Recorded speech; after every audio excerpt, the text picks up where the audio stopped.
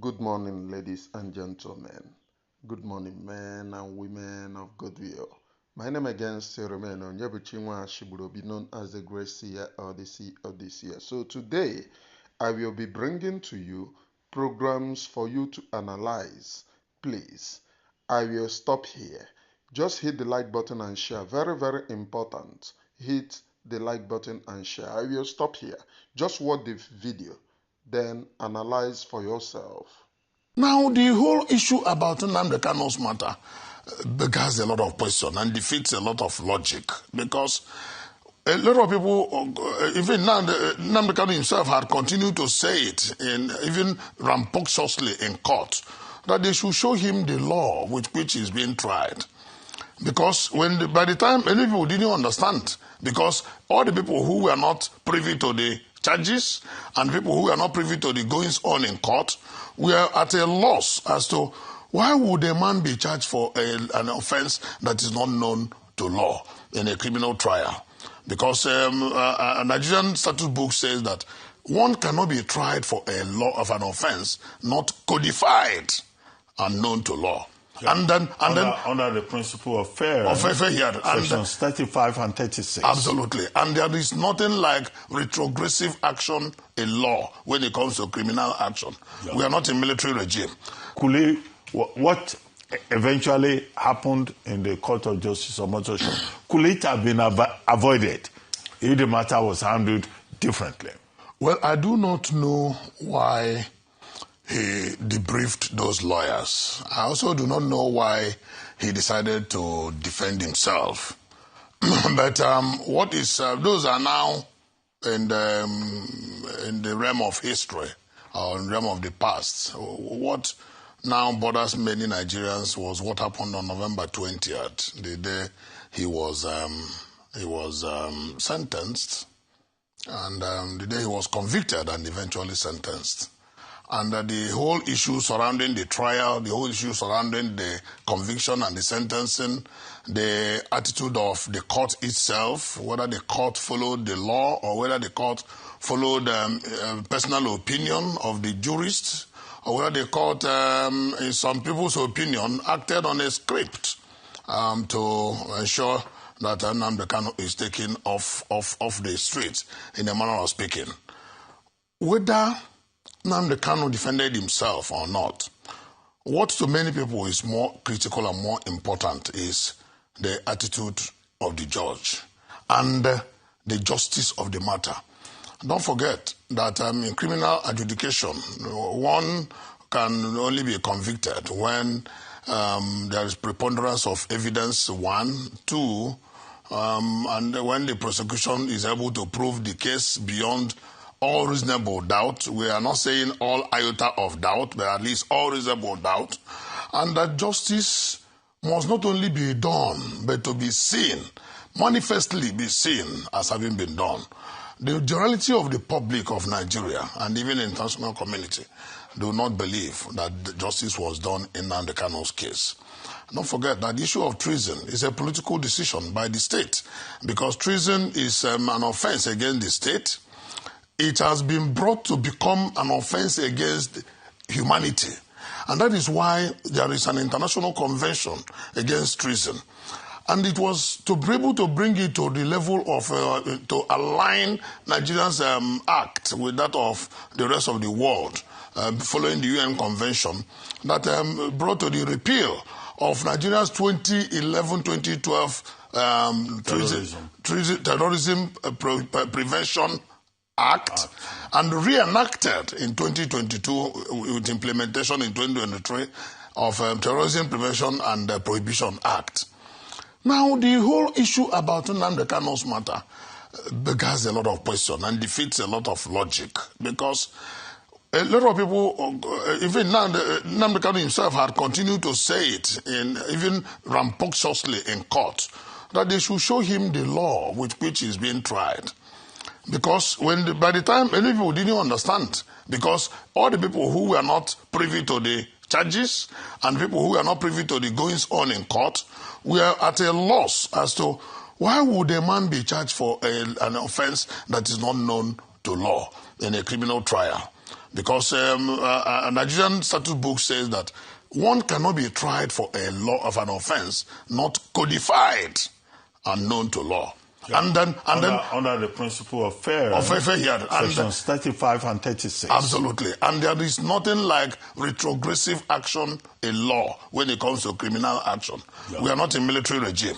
Now... No, but Nnamdi Kanu was charged under the old law. Under the old law? Terrorism. He was charged under the 2020... No, not under 2022. Under the older law of 2011. 2013, yeah. Not 2022, 2013. That was repealed. That's the old law. The old law that was repealed in 2022. Yeah, but so, the new law will not take effect. That's why Chief Awomolo SAN is saying that the punishment is death penalty. He was quoting the old law, and that the accused person was charged under the old law. The accused person was charged under the old law. Don't forget that that charge under the old law got extinguished in October 2022. When but the law, you yourself just said it, cannot have retroactive effect. We cannot have retroactive effect. Those are issues they will resolve no, at the level of appeal. No. There is one major issue that is even on the open. Okay. Because in the first instance, don't forget that Nnamdi Kanu had earlier been acquitted by the Federal High Court before federal government went to Court of Appeal. And every moment an accused is acquitted, discharged and acquitted, he goes home from the court. He can only go back to the prison or to wherever he was detained to collect his personal items. If he doesn't want, he can abandon them there. If he doesn't want, he can go from there to his house. If he doesn't want, because at the end of the day, the federal government refused to release him. So at that point of that discharge and acquittal in October of 2022, the court became functus officio. So you can no longer hold on that old law. But by the time you saw the judgment from the Omoto court, it was referring to the 2013 charge. So that became a very, very strong issue against that judgment and against the entire procedure. Okay. There are so many other issues which time may not allow us to explain. These are issues that can be worked out when the matter goes to the Court of Appeal.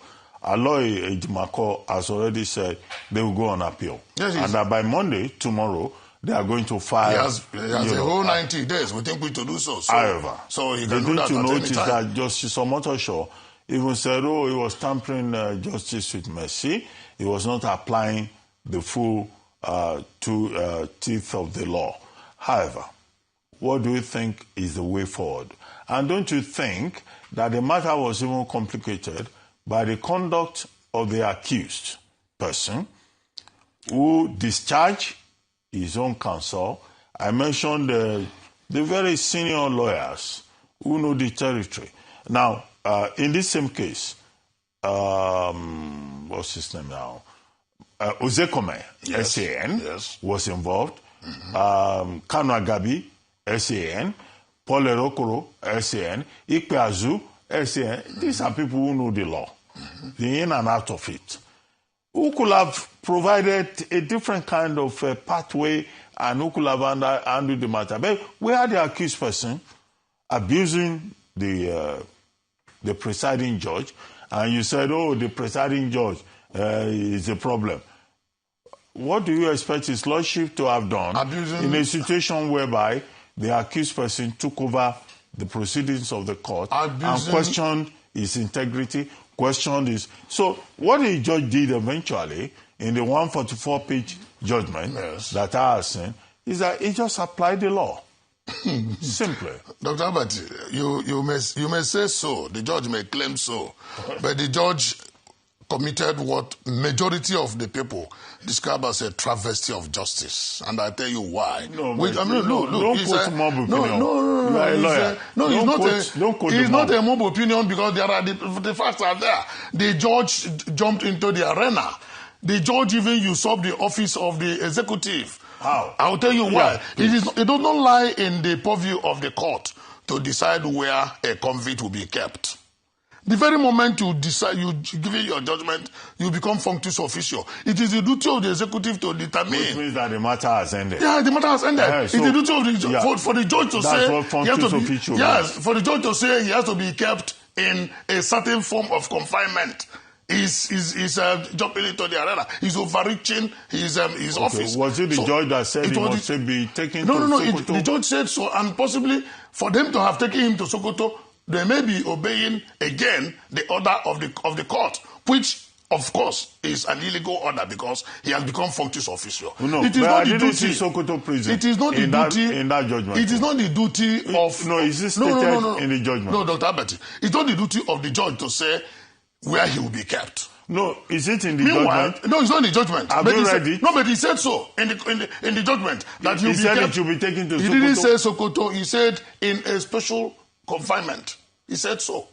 So, and people were asking, would he be taken to Robben Island in South Africa or Guantanamo Bay in Rhode Island in America, since they wanted him to be completely out of circulation? The judge, in his wisdom, may be thinking that keeping him in an environment where people can have access to him, that people will be coming to visit him, and of course people will be going to visit him. And now the government are now throwing him to Sokoto. What is the basis for throwing him to Sokoto? That is one.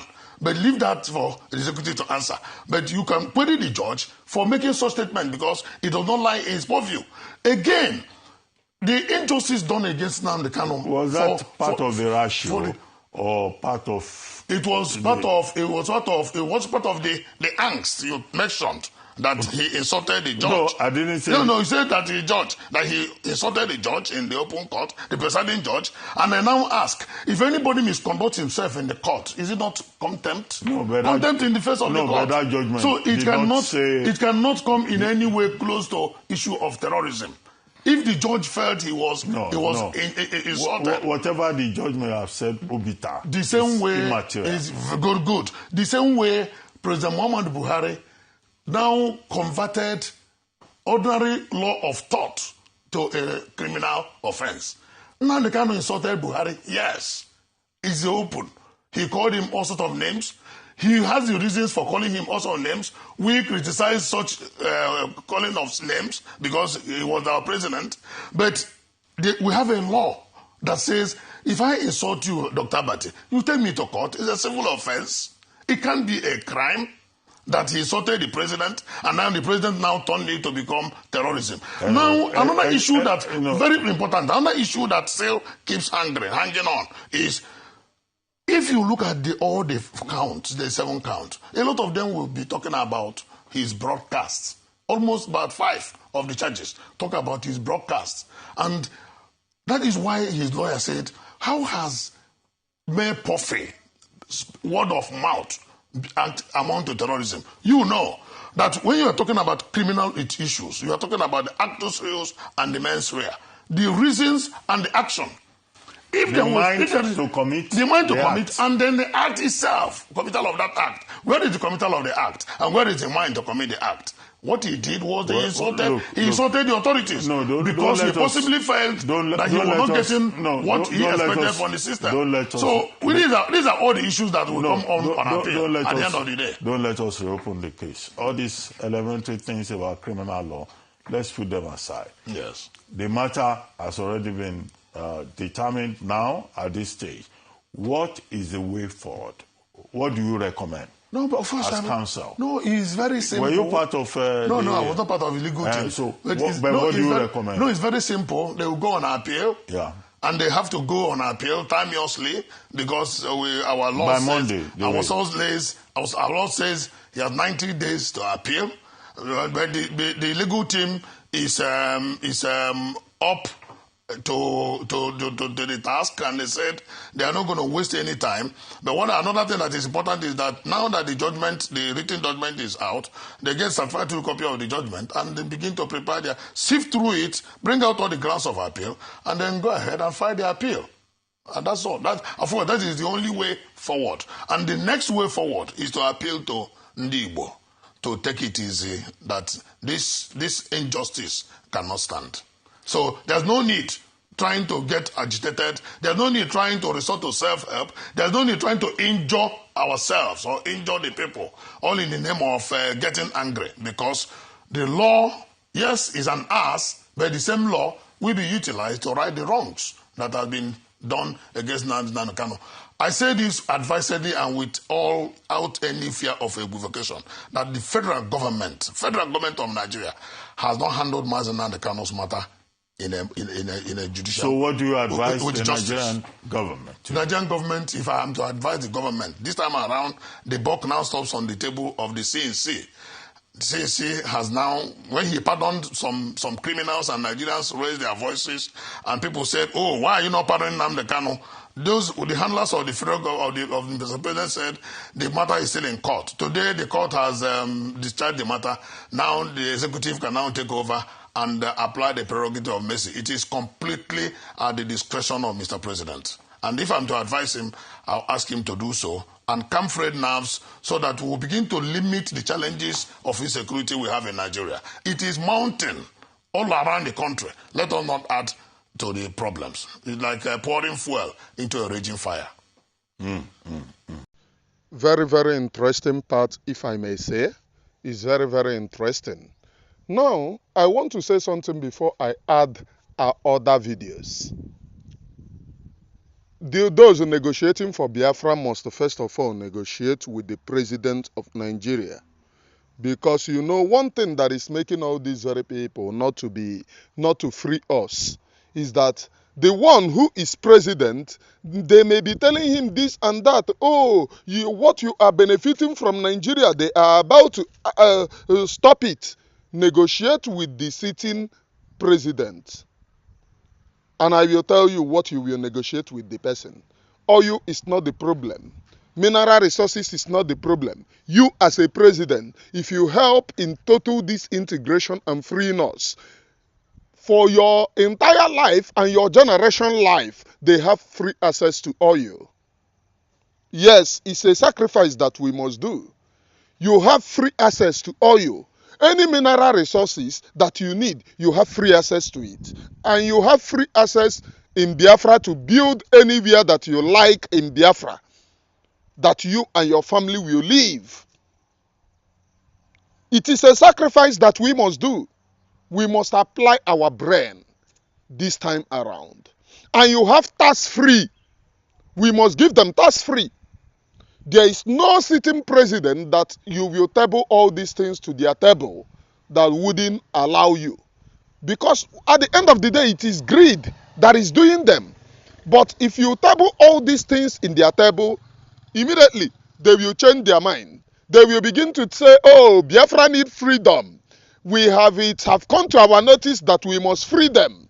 They will be the one helping you. Oh, who are these very people? Let us free them. We can control ourselves. We have enough mineral resources. They will begin to champion, let us free them. They know how to lobby, negotiate with the sitting president. And in this part, Tinubu is a good deal to negotiate with. And I will tell you why. Tinubu is a very greedy man. If you look all his life in Lagos, all the tax paid in Lagos is in Tinubu's private accounts. So he is a very greedy man, notwithstanding his own age. If you negotiate with Tinubu, you are going to get a very good result because the man is standby to sell anything in order to become a multi-billionaire. So we must never put that aside. We must begin to roll out negotiation tables in this and on this matter. At the end of the day, it is only freedom that if they can get tax-free, if they can get access to the oil, because Nnamdi Kanu have always said it, that we are not going to hail the oil. Any African country that needs oil, we will pipe it free of charge to African countries. It is a very welcome development, but we must start from all these people with drawing us backward. We must give them access to the oil. Since it is oil that they need, let them drink it and leave us alone. We must negotiate tax-free and to build any place of their choice in Biafra.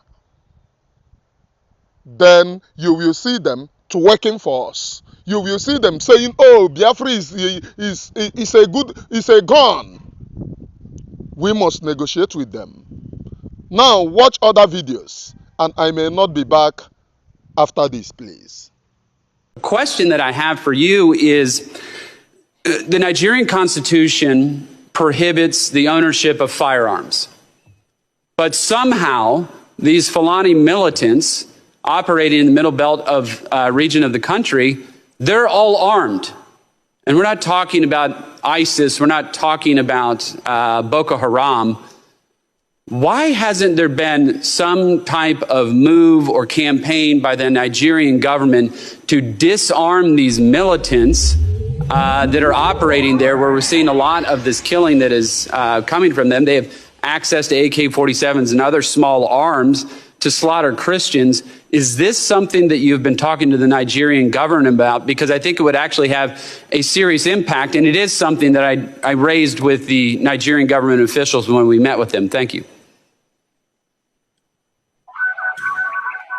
Thank you, Representative Moore, and thank you also for your service on this task force that will be providing recommendations and your meetings with the Nigerian officials. Appreciate that. I think that this is an excellent suggestion as part of the strategy that we are putting together, in particular to talk about the policing aspect of this in what is happening in the Middle Belt, so that we can focus resources and have specific recommendations on actions that the Nigerian government can take. I very much appreciate that suggestion. Yeah, it just seems to make all the sense in the world to me. It's like, here we are. I mean, I understand we're not going to get like ISIS to lay their arms down. That's probably more of a kinetic option there that's going to result in their arms no longer being brought up in anger against Christians. But in any event, this seems to be something that, obviously, I'm not saying it's easy, but it is something that they should be doing, they should be looking at. And while I got just a couple seconds left, I would urge the Nigerian government to take a look at pardoning Sunday Jackson, who is an individual who was fighting for his own life, defending his life against one of these Fulani militants. That Fulani militant lost his life in that struggle, and now that person, Sunday Jackson's, facing the death penalty. Now, where's the justice in that? Where is the justice in that? And all these Fulani militants are breaking the law. They are breaking Nigerian law. And so this Sunday Jackson disarms this person with a knife, protects his own life. He's going to prison and now faces the death penalty. And Fulani militants just roaming bands of them with AK-47s, and that's no problem. You are so right about this question of prioritization. I know I'm over time, Mr. Chairman, but I appreciate the time. Thank you so much, Mr. Moore, for your leadership. Mr. Chairman, thank you so much for your personal invitation, for your leadership, and for your friendship. I'm honored to be back. Psalms 96:14 asks, "Who will rise up for me against the wicked? Who will take a stand for me against evildoers?" Nigeria is facing one of the gravest religious freedom crises in the world. As the former chairman of the House Foreign Affairs Committee on Africa, I have visited and have seen firsthand the direness of the conditions in what is now the deadliest place on earth to be a Christian. They are targeted, displaced, and killed simply for their faith. The ancient plea, "Is there no help for the widow's son?" still echoes today. Since 2019, nearly 17,000 Christians have been killed.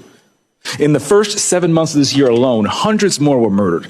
On June 13th, during the Yellowwater massacre, more than 280 Christians were slaughtered in a single day. These are not isolated tragedies. Okwa Makandi, there is no Christian genocide. Are you hearing the records? Are you hearing the records? Please, we will keep on filling the records as of now. I thought I'm not going to be back, but I'm back on this very platform. This Sunday Jackson protected himself, and they gave him death sentence, which means in Nigeria, you are not supposed to protect yourself from terrorism. When you are being attacked, when you felt threatened, when they want to buy you, you are not allowed to protect yourself. And that sounds very crazy. For those who call in, oh, the Nigerian security agencies should come and help us. So I want to equally tell you that Nigerian security agencies arrested Sunday Jackson because he protected himself from those whom you are calling them to come and protect you. And I want to show you, you need interpreter on this in Hausa language, how the Hausa people are telling you how the Nigerian army are bringing the Fulani who buy them, that they are being brought in Fulani truck, in military vehicle. After the operation, the military come and pack them back. So it is sponsored by Nigerian government. Please listen to this.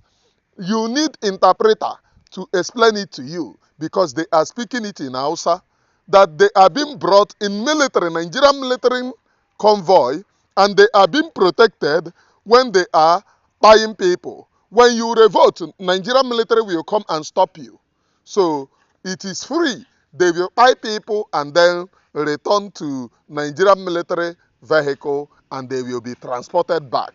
Please watch, please. Kullum kusan kowane wayewan gari ana bisne mazajenmu, ana bisne 'ya'yanmu, ana bisne 'yan wanenmu daban-daban. Ba mu da yanci mu yi magana. Yayin da muka tashi ko 'ya'yanmu suka tashi da mazajenmu, abun bakin ciki, sojas ba su barinsu. Abun kuka sojas za su bi 'ya'yanmu suna kakashe su. Sojas za su je suna bakin su Fulani. Wai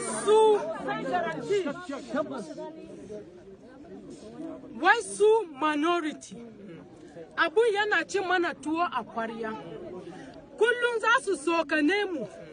A zo a saya musu wai minority. Tun yaushe Allah na tuba na gaji da yawo muna ta gaisuwa. Kaman kan da yake jiya mun tashi a biso ne ma. Kamun wannan abun ya faru da yamma. Muna na a gida time bai yi nisa ba. Ashe sun riga sun shiga. Sun sare mutanenmu a nan.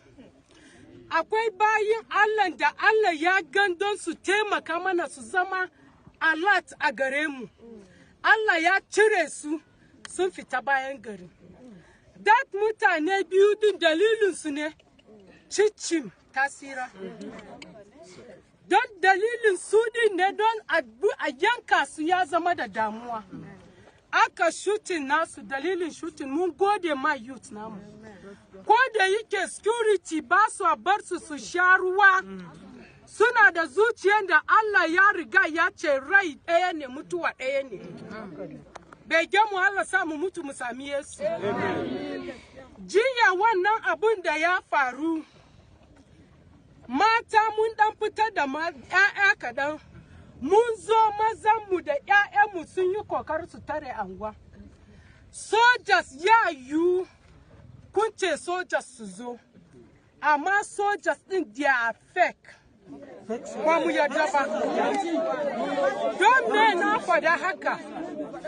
Kwaito sojas jiya sun zaga. Sun zo ba su zo su yi mana wani abu ba sun zaga nan. Hilos guda uku da motan. Idanunmu ya gani sun kwashe Fulani. Gasken kenan. Ko yau a kashe ni. Ko ihirai gasken kenan. Ido ya gani. Sun kwashe Fulani ka a mota. A Hilos sun tafi da su. Mun bar ma Allah. Ko da juma'a ko ba dadewa Allah zai yi mana. Chairman sa shine muna kuka. In za ku yada, in Mangu local government ta yada, in state za ta yada, in federal za ta yada, ba mu son soja. Ba mu son soja.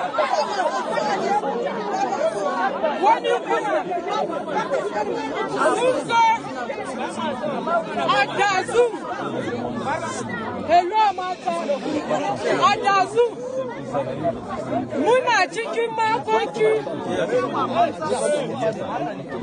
So you has heard from that how the Nigerian military bring them.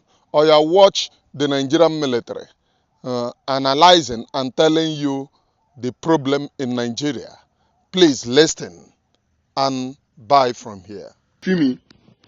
Now, you bring bandits, you call them repentant Boko Haram, you bring them back to the system. Put them inside the military.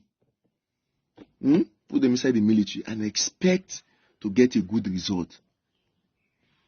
Whosoever brought that idea, whoever bring that idea, with no due respect, you are a fool. I cannot imagine terrorists inside the military system. No. And our president, our then president, call it repentant Boko Haram, negotiating with bandits. That's another topic we want to talk about. Sheikh Gumi. This man, what they call Sheikh Gumi, if our system is working well, that man should not be working freely. Sheikh Gumi. We see him as a god. Now him, they negotiate between bandits and federal government. How do they call them? Ex-ness broker. I don't know broker, I go call her. And then be broker. And they negotiate. Tell government what these people want. Tell you what government want. Then you are negotiating. If a government will say for the whole country and then be number one. After God and governments negotiating with terrorists. Now see where we did today. You gave them hands. See where we are. See where we did. Niger State. I grew up in Niger State. Most of my life is in Niger State. Niger State is in northern state, or should I call it middle belt? Niger State is one of the most peaceful states or northern state in the whole country. Now, I just read of a news. Not even read. I watched a video of the governor of Niger State, today being Sunday, today being Monday, saying all schools should be closed down in the whole state because of insecurity. Niger State. It's a shame. It's a shame. It's a big shame. It is assumed our system doesn't exist. We don't know what we are doing. Terrorists go, they make video. They post that for TikTok. They do live video. They call people join. They do live video. Terrorists inside bush. And our government will tell us that they don't know where these people are. I want to tell you something today. You see me making this video now. You see the Nigerian police. You see the Nigerian DSS and all this intelligence, this thing in Nigeria. I can tell you that they want to locate anybody in this country. 72 hours is too much. 48 hours is too much. They will locate you. They'll come to your place and pick you up. Or bandits, Boko Haram, where they do live video. When I say I don't know where they are. You don't know where they are. You as a citizen of this country, will say you will not be all these people, they people. Just talk bad against the government. They'll pick you up. They will find you. They will pick you up. But if you're a terrorist, you're a liberty man, they don't even know where you are. You don't even exist. And for the common man, I the power day. See, police, do not underestimate police. When I say do not underestimate police, police in this country, if police won't find you, you are too small to hide, make police find you. If Nigerian police, Nigeria, police, Nigerian police, if they won't find you, say you commit crime for this country, you are too small to hide. Nigerian police will fish you out. But you don't come for all these stuffs now, all these bandit theory, all these things now. We don't hear anything. Not only for Twitter. Twitter, when they hear the police spokesperson, they go inside posts and comments. They go check who talk bad against the police, who talk bad against this one, to fish the person. They use them as scapegoat. And what will they face for this country? You have freedom of speech, but freedom after speech, you don't have it in this country. Freedom of speech today, but freedom after speech, you don't have it. I'll talk about another topic. I've talked about the military going to campaign for people to join. I've talked about the chief of army staff, about recruitment, compulsory, if you don't want to join, compulsory. Then I've also talked about Sheikh Gumi, where they negotiate with federal government, between federal government and terrorists, negotiating. Then I've also talked about knowing your location, where you are. How many things now? 4 things. There are 3 major things I want to talk again. That one will blow your mind. But let me first talk about this general with the kill of recent. General Uba. Did you see the video? I will not attach any video to this, my clip. I might attach photos. But videos I will not attach. Did you see the video when the bandits were capturing him? They make a video of him. Do you see his last word? Thank you, Nigerian military, for failing me. Is it? I think he said, thank you, Nigerian military, for failing me or for betraying me. Did you see the last chat he made with one of his junior colleagues? That one I cannot even talk there because that one I'm going to use allegedly. But I won't believe see that thing that's set up. When he was asking if a helicopter they come pick and this and that, all those chats, immediately announced the location. It's gone. That's what they capture her. How you want to know? See that thing no be set up. Now he's gone. I cannot talk about my colleagues who don't pay for the hands of these people. In the Navy, in the Army, in the Air Force, my colleagues then. My classmate, my own classmate like this. They shoot and come on in 2 legs. For I think Zamfarabin and Jos. I don't know if they shoot that guy. They shoot and they come on in 2 legs. He gave up. I cannot talk about the rest. How many we done lost? Now, let me talk about I talk about literally everything I wrote here. And there's one thing that is very important that you should listen to. Do you want to join the military? If they give you 5 reasons to join, I'll give you 10 reasons why you should rethink. I'm only giving you a reason why you should rethink. My family, apart from the ones who don't join now, both nuclear family and extended family, there is nobody in my family that will ever join the military again. Nobody. I will do everything I can to discourage you from joining. Nigeria is not worth dying for. Do your best and go. Until you are in the military, you will not understand what is going on. Until you are in the military, you cannot understand what is going on.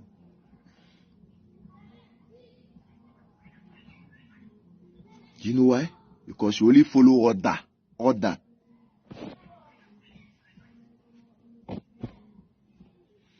You dey see your enemies like this, you want to execute them.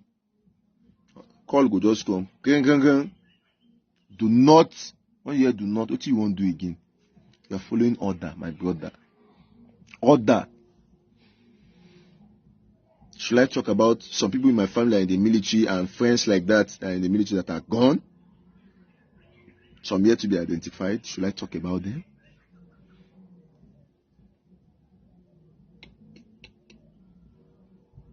Nigeria is not worth dying for. Hear me and hear me clearly. If you want to join the military, if you're having a handwork and you know very well, say this handwork, they give you money. At least, if you calm down, if you see like 100K a month for this regime, my brother, come on and get in military. Like what the chief of Kwas they talk, say compulsory recruitment. I want to ask this question generally. Now only poor man picking they go join soldier. Rich man picking they go join soldier. When I say join soldier, I know me may go join officers cadre. Officers cadre, they still get rich man picking there and poor man picking. Yes. I know they talk of officers cadre. No only poor man picking they go join soldier. That is other rank. For Navy, we they call them men. For Navy, we they call them men. Officers and men. No only poor man picking they go join men for Navy. For Army, we they call them how do they call it? I think other rank. Other rank, yes. Air Force, I think aircraft man, abi something like that. Only poor man picking. Why rich man picking? You know they can't join soldier, make you go fight bandits. As they won't come bundle everybody now, can't they give you compulsory recruitment to go join army? They know they bundle poor man picking, go put for NNPC, make you they work for NNPC. They dey bundle poor man pikin. Make you go work for where they sell, where they do oil business. Legal gold mining. They know they bundle poor man pikin go there. Mineral resources. They know they bundle poor man pikin. Say you must work here. Oil, all this Chevron, Shell, all these things. They know they carry poor man pikin go there. I ready to go join army. We want to compulsory 24,000 recruitment this year. I hear you. Well done, sir. Compulsory. And if you don't want to join, they will carry you. When I better they watch you and save us now, they go outside these days. Because if you don't take time, if you just come out like if they pick you, say you be civilian, they all carry you, go see yourself for barrack. Now compulsory, they'll give you form, you'll join you. When you enter, finish, your eye go open. If you like no length, try to magbo. Don't play.